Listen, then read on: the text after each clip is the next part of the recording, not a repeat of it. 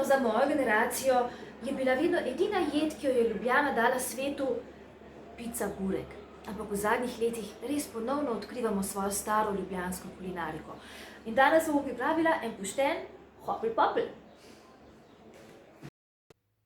Potrebovali bomo kilogram krompirja, čebulo, 4 jajca, nekaj špeha in pa recimo mesnine, kranjska klobasa, vratovina, karkoli imate radi. Hopl-popl so pripravljali v legendarni ljubljanski kavarni Union in gre za ljubljansko varianto tortilje.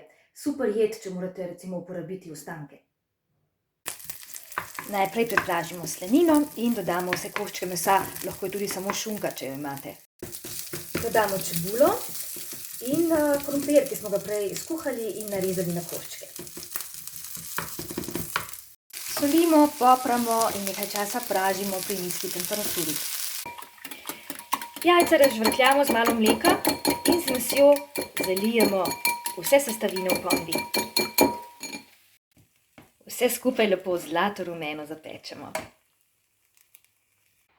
Hop, hop, hop, hopl-popl. Košček sonca tudi na deževen dan.